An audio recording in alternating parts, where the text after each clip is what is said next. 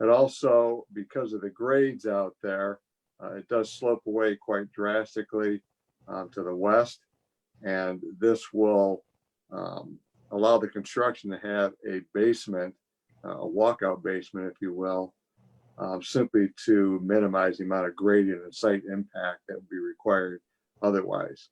So we're able to lessen the site impact. Site impacts are under an acre in size, and as a result, a stormwater permit is not required. We are making some stormwater improvements, and the recent drawing, if you had a chance to take a look at it, it shows a rain garden on the west side at that lower level that will pick up the discharge from the roof and pervious areas on the site, as well as that sidewalk.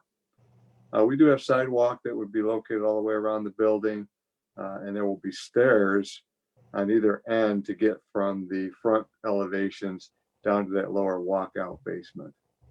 There will be some areas of steep slope there. Those will be stabilized with either a jute mesh or some landscaping materials and stones.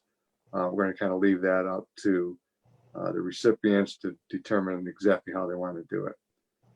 The monks on the property do an excellent job of maintenance of the property and are really very particular about their landscaping and want everything to really look nice. So we expect that will continue on this property as well. The temple that's out there now is beautifully landscaped. It is quite a feature to see. And I encourage everyone to get out there if you get a chance to do that and take a look at the site. What we're proposing to do in terms of landscaping, there's a lot of existing trees and shrubbery that are located right along the entrance driveway that's there now. Those will be disturbed because of the grading that's got to take place. So we're going to remove them and relocate them once we get final grades established. So those will still have a nice landscaping along the entrance drive. Some shrubs will be located up along the building. And then there's a couple of areas that'll be some flower beds because they like to have a lot of color on their property. So you'll be seeing that work. Otherwise, one of the other kind of site issues that we ran into is a new location is right over the existing septic system. So that will be abandoned. A new septic system will be installed between the existing building and the proposed building that has been witnessed by the health department and is going through their approval process at this time.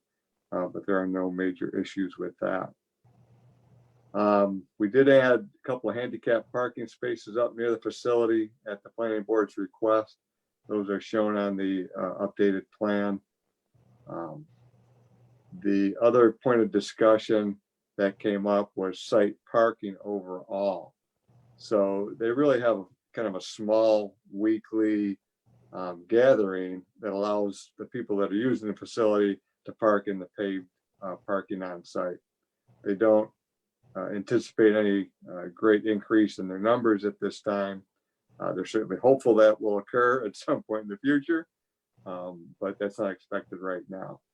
They do hold some festival events during the summer, and that's when they need this overflow lawn parking that is shown on the overall site plan. So we do indicate an area of banked lawn parking on the site plan as requested by the planning board at their meeting. And that has been shown and designated as such. Again, the intent is that would only be used during these festival events, and that the applicant will need to go to the town board for special approval for that parking on the lawn. Otherwise, I guess I would open it up to questions.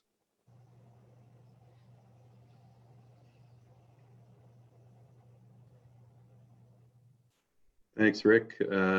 Any board members have questions? Fabian, anything? Bud?